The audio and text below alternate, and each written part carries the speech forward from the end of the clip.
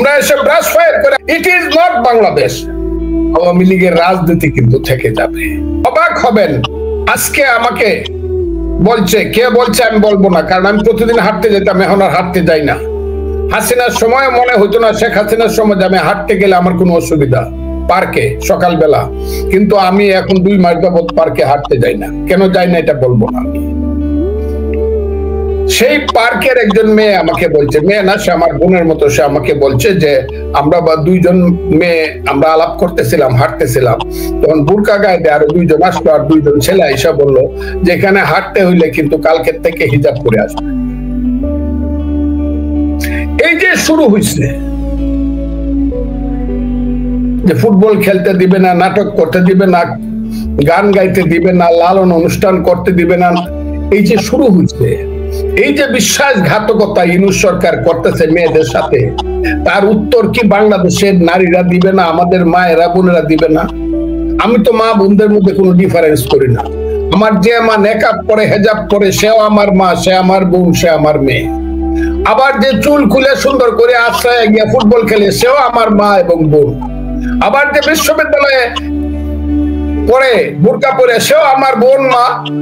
আবার যে বোরকা পরে না, সেও আমার বোন মা। এই যে নারীদেরকে এই দিকে আফগানিস্তানের দিকে ঠেলে দেওয়া হচ্ছে, আফগানিস্তানের মেয়েরা ক্লাস 5 এর বেশি পড়তে পারে না, এখন দেখছি তারা গোপনে এসে পাকিস্তানে লেখাপড়া করে।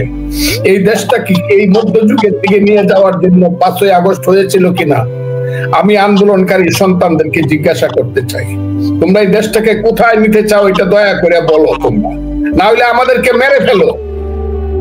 তোমরা এসে ব্রাশ ফায়ার করে আমাদেরকে মেরে যাও যে তারা এই পৃথিবীতে কেন জন্মগ্রহণ করে, যুদ্ধ করে কেন দেশ স্বাধীন করছে। কিন্তু স্যার, এই ছাত্ররা যারা এখন নিজেদেরকে সমন্বয়কারী হিসাবে সামনে আছে, এই সমন্বয়কারী ডাজন্ট নেসেসারিলি মিন যে শেখ হাসিনার বিরুদ্ধে যারা আন্দোলন করেছিল, ছাত্ররা, সাধারণ জনতা, তাদের এই সকল স্টেপ যেগুলো আমরা কখনো ভাবতেও পারিনি শেখ হাসিনার বিরুদ্ধে আন্দোলনের সময়, যে তারা এই এজেন্ডাগুলো নিয়ে আসবে, তাহলে তারা কোন কারণে, কোন সাহসে, কোন যুক্তিতে বলে যে তারা যা বলছে সেটা সকল ছাত্র জনতা? আমি দেখেছি মিডিয়াতে বলা হচ্ছে ছাত্র জনতা 32 নম্বর ভেঙে গেছে। স্যার, এখানে ছাত্র জনতা না, তাদের একটা ফ্রিঞ্জ ফিউ যারা কিনা এই এজেন্ডা নিয়ে আসছে।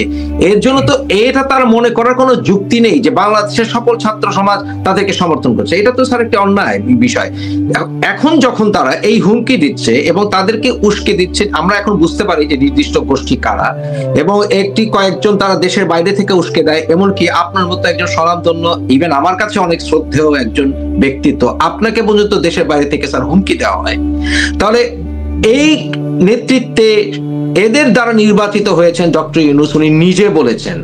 তাহলে যারা হুমকির উপরে চলে, এমন কিছু এজেন্ডা নিয়ে আসছে যেগুলো আমরা জানতামও না, কিভাবে বিএনপি আশা করে দ্রুত নির্বাচন হোক, কালকে হোক, হলেও এই নির্বাচন তারা সুষ্ঠু হতে দিবে যখন তারা জাতীয় পার্টি সহ বিভিন্ন অফিস টফিস পর্যন্ত জ্বালিয়ে দিচ্ছে, তারা 32 নম্বর ভাঙার তার সাহস রাখে, তারা স্যার বিভিন্ন গ্রামে গঞ্জে পর্যন্ত তাদেরকে রোখার হুকুম দেওয়া হচ্ছে, ডক্টর ইউনূস নিজে বলেছেন।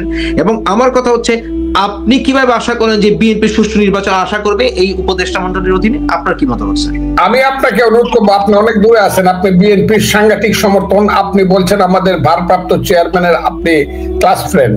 আমি আপনাকে অনুরোধ, বিএনপি নেতাদেরকে এটা জিজ্ঞাসা করেন। আমি যেদিন জিজ্ঞাসা করবো সেদিন, বা আমি জানতে চাবো সেদিন, কিন্তু জানতে চাবো যে তারা কালকে কেন গিয়ে ইউনূস সাহেবের সামনে ছাত্রের মতো হাত জোড় করে বসেছিল। আমি এটা জানতে চাবো বাংলাদেশে, যে মির্জা ফখরুল ইসলাম আলমগীরের মতো লোকজন, একজন নেতা যার পিছনে বাংলার 99% বিএনপি নেতা কর্মীর, সব কর্মীর সময়, এত জনপ্রিয় নেতা এখন বাংলাদেশের ভিতরে কেউ নাই, বাইরে কেউ থাকতে পারে, বাইরে আছে আমাদের ম্যাডাম আছে বা তারেক, সেটা আমি যদি ধরেও নেই, কিন্তু ফিল্ডে মির্জা ফখরুল ইসলাম আলমগীরের মতো জনপ্রিয় নেতা আর নাই। উনি কেন গিয়ে ছাত্রের মতো বসে রইল? আর ওইসব বেয়াদবেরা যারা তার সন্তানের সমান তার সামনে বৈশা বৈশা প্রফেসরের মতো শিক্ষা দিল, আমি এটা কিন্তু বিএনপিকে জিজ্ঞাসা করবই, এবং জাতির সামনে দিকে তারা কেন বসে থাকবে গিয়ে তাদের সামনে? এইসব যারা বেয়াদবি করে, মানুষকে সম্মান দেয় না, আনকালচার, সমস্ত রাজনৈতিক নেতারা গিয়ে ছাত্রের মতো বসে রয়েছে। মুফাসসির ভাই, জি, আমি একটা প্রশ্ন করবো ফজলু ভাইকে এই কথাটার প্রসঙ্গে আমি নিয়ে আসবো সামনে। ফজলু ভাই, আপনি যে কথাটা তুলছেন আমি তার সূত্র ধরে একটা কথা বলছি, এই যে কি জাতীয় ঐক্য কমিশন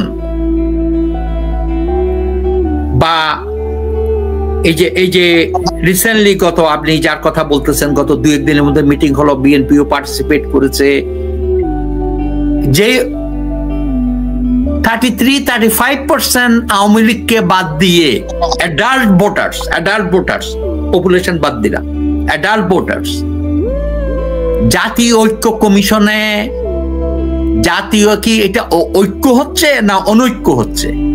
এটাও আপনার কাছে আমার প্রশ্নোত্তর করে দিলাম। জি,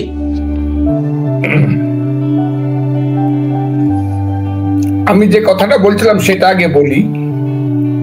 এইভাবে সমস্ত বাংলাদেশের রাজনীতিবিদদেরকে ডেকে নিয়ে, সমস্ত দলকে ডেকে নিয়ে, যদি আওয়ামী লীগ সেখানে ছিল না, থাকার কথাও নয় এই মুহূর্তে, ডেকে নিয়ে যে অপমান কালকে করেছে এবং আলাপ আলোচনার পরে যেভাবে ব্রিফ করা হয়েছে, এত অবজ্ঞা সমস্ত রাজনৈতিক দলগুলোকে করলো, তারপরে কিন্তু আমি সমস্ত রাজনৈতিক দল আজকে সারাদিনে কোনো প্রতিক্রিয়া দেখি নাই। সবাইকে শুধু ক্ষমতায় যেতে চায়। বিএনপি তো 3বার ক্ষমতায় ছিল, 3বারের ক্ষমতা বিএনপিকে কি দিছে এখনো যদি বিএনপির নেতারা না বুঝে, এই দেশ যদি বিএনপি না বুঝে দেশ কোথায় যাচ্ছে, ইরানের সেই বনি সদরের মতো নেতারা যদি না বুঝে, বিএনপির নেতারা যে 1 বছর পরে তাদেরকে ধাক্কা দিয়ে ফালায়া ইমাম খুমেনিরা আসবে, তাহলে জাতির কপালে দুঃখ আছে। আমি কথাটা বলে দিলাম। বিএনপিকে খুব সুস্পষ্ট ভাবে বলতে হবে যে কোন জায়গায় তারা দাঁড়ায় থাকবে, কোন জায়গায় দাঁড়াবে বাংলাদেশে, গণতন্ত্র কতটুকু, মুক্তিযুদ্ধ কতটুকু, মানুষের পেটের ভাত পরনের কাপড় কতটুকু, মানুষের শিক্ষা চিকিৎসার অবস্থা কতটুকু তারা দিবে। 31 দফায় সব বলে দিছে, কিন্তু এটার বিরুদ্ধে স্টেট দাঁড়াইতে হবে। এবং একটা কথা আমি খুব ক্লিয়ার ভাবে বলতে চাই, আজকে কিন্তু মুক্তিযুদ্ধ মৃত্যুর মুখোমুখি। একদল ঘাতক চেষ্টা করতেছে মুক্তিযুদ্ধকে মেরে, আমি ঘাতক বললাম তাদেরকে, এই কালো শক্তি চেষ্টা করতেছে মুক্তিযুদ্ধকে হত্যা করার জন্য। এখানে বিএনপির যদি ভূমিকা না থাকে, আমার ধারণা বিএনপির ভূমিকা থাকা উচিত। আমি এর বাইরে আর কিছু বললাম। মুক্তিযুদ্ধ সম্পর্কে বিএনপির সুস্পষ্ট বক্তব্য থাকা উচিত। ধন্যবাদ স্যার। আমরা ইলেকশন দেন আর আমরা মেজরিটি হয়ে যাবো, না, জিনিসটা এই জায়গাতে না।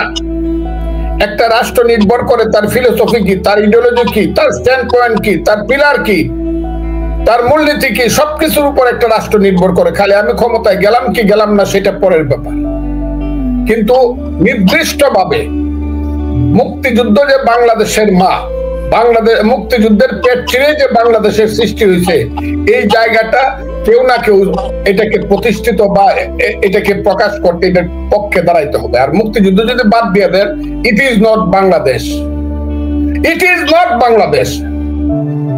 কারণ মুক্তিযুদ্ধের পরেই দেশের নাম, মধ্য দিয়ে দেশের নাম বাংলাদেশ। এর আগে তো পাকিস্তান ছিল। যারা মুক্তিযুদ্ধ চান এটা লিখতে হবে পূর্ব পাকিস্তান, লেখেন আগে, লিখে তারপরে রাজনীতি করেন। বিএনপির তো নামের একেবারে প্রথমটাই বাংলাদেশ জাতীয়তাবাদী দল।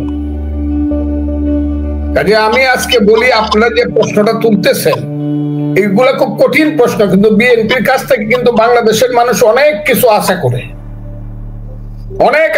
অনেক সুস্পষ্ট বক্তব্য আশা করে। খালি ক্ষমতায় যাইতে চায় একটি অনেক সুস্পষ্ট বক্তব্য বিএনপির কাছ থেকে আশা করে।